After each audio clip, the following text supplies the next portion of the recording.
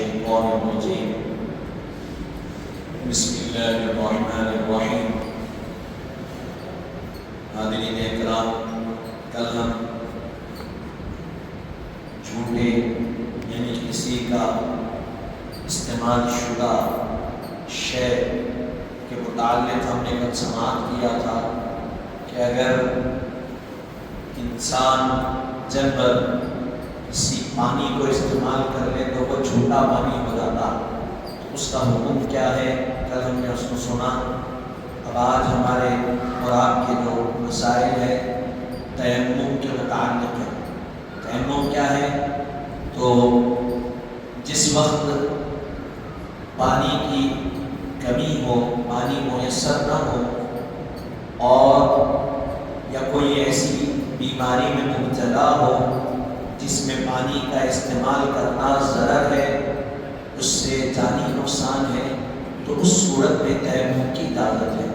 اور اس وقت تک جب تک کہ وہ بیماری ختم نہ ہو، اور اس وقت تک جب تک کہ پانی میسر نہ ہو. اگر آپ حالت تیمم میں ہیں، پانی مل گیا تو کہا گیا پانی ملتے ہی تیمم برخاست ہو جائے. اور اب یہاں آپ سنیں گے تمام مسائل. نمبر 1، تیمم اس قصد و عمل کو کہتے ہیں جو پاک مٹی یا مٹی کے جنس پر طہارت حاصل کرنے کی غرض سے بجائے وضو اور غسل کے کیا جاتا. تیمم کس کو کہتے ہیں؟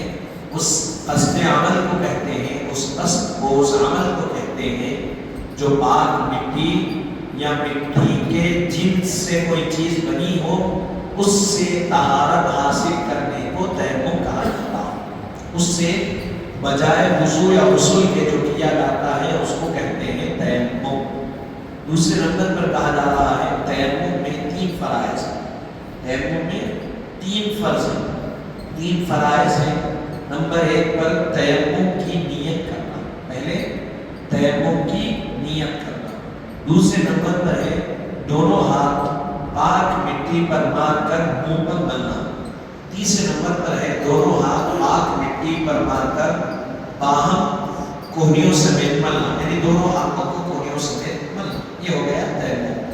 پہلے نیت کرنا، پھر دونوں ہاتھ پاک مٹی یا مٹی سے بنی ہوئی کسی چیز پر مار کر چہرے پر ملنا، پھر اسی طرح دونوں ہاتھ پاک مٹی یا مٹی سے بنی چیز پر مار کر دونوں ہاتھ کوہنیوں سمیت ملنا. یہ ہوا تیمم. اب اس کا طریقہ کیا ہے؟ تیمم کا طریقہ یہ ہے کہ پہلے نیت کریں کہ میں پاک ہونے کے لیے بجائے وضو یا غسل کے تیمم کرتا ہوں. میں پاکی حاصل کرنے کے لیے، پاک ہونے کے لیے بجائے وضو یا غسل کے تیمم کرتا ہوں. یہ نیت. پھر بسم اللہ الرحمن الرحیم پڑھ کر اپنے دونوں ہاتھوں کو ہتھیلیوں کے جانب سے کشادہ، دونوں ہاتھوں کو ہتھیلی کی جانب سے کشادہ کریں، کھولیں، پاک مٹی پر ماریں اور منہ پر مسا کریں. دونوں ہاتھ کھولیں، پاک مٹی پر ماریں، پھر چہرے پر مل لیں. پھر اسی طرح دونوں ہاتھوں سے، پھر اسی طرح کے پہلے ہاتھ سے زائد مٹی چڑھائیں، یعنی مل لینے کے بعد پہلے ہاتھوں سے زائد مٹی جو لگی ہوئی وہ چڑھا دیں. پھر دونوں ہاتھ منہ پر ایسا ملے کہ کوئی جگہ ہاتھ پہنچنے سے نہ رہے. مار لیے، پٹھی چڑھا لیے، پھر چہرے پر ایسا ملنا کہ جتنا وضو میں ملا جاتا ہے بنا شرط اتنا پورا مل لے. پھر اس کے بعد کہا گیا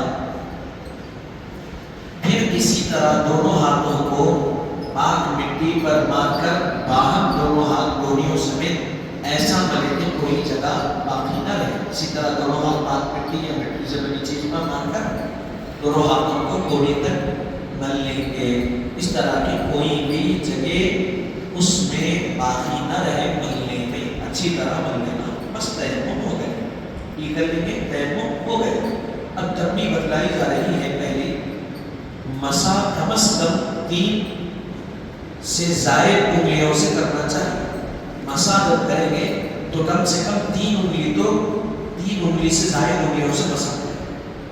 اگر تن انگوٹھی پہنی ہو یا ہاتھ منہ پر چربی وغیرہ ہو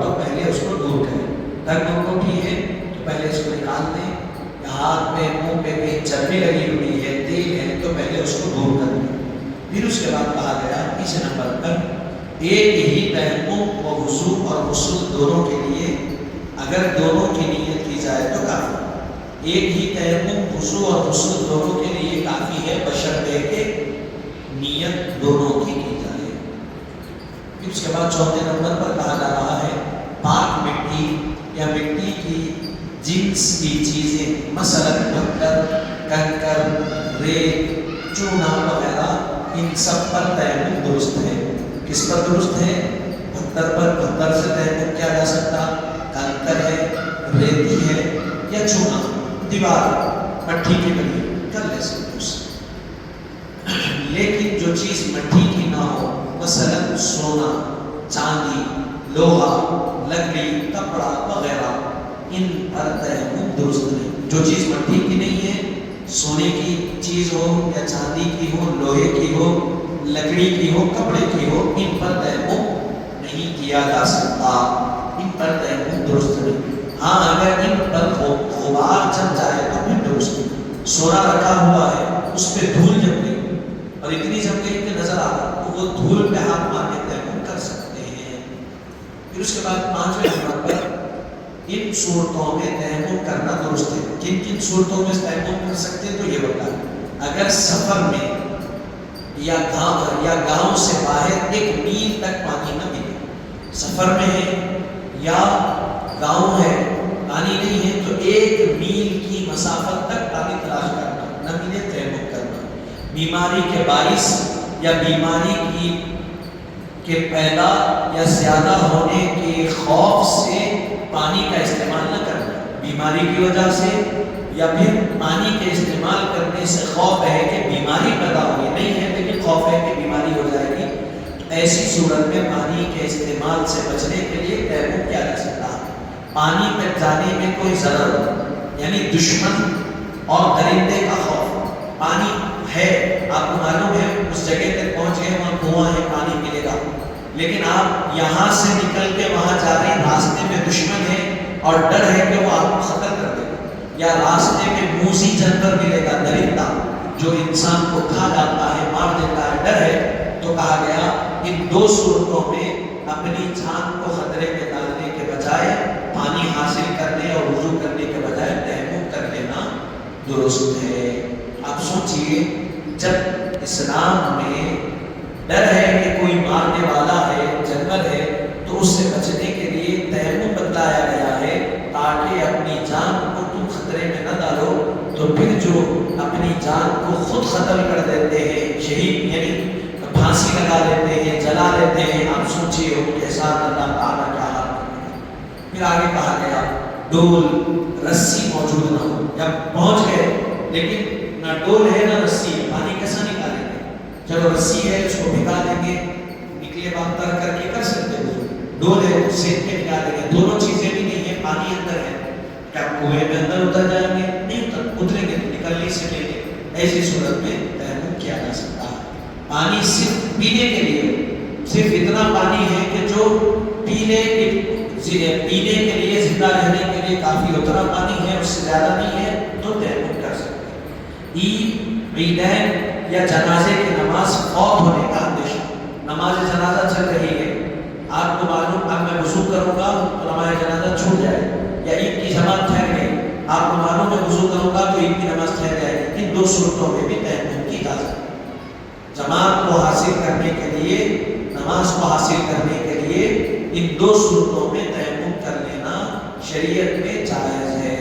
عید کے دن تو آدمی گھر سے غسل کر کے آتا، اس کو ضرورت نہیں رہتی، اگر ضرورت پیش آئے تو تیمم کر سکتا، لیکن جنازے کا ہے، آپ کو اطلاع ملی، آپ گھر سے آئے، فوری جنازہ رکھ دیے، اب شروع کر دیتا ہوں، اب آپ وضو بنا کے آئے تک جنازے کی نماز چھوٹ جاتی ہے، تو ایسی صورت میں تیمم کر کے نماز میں شریک ہو جانا چاہیے۔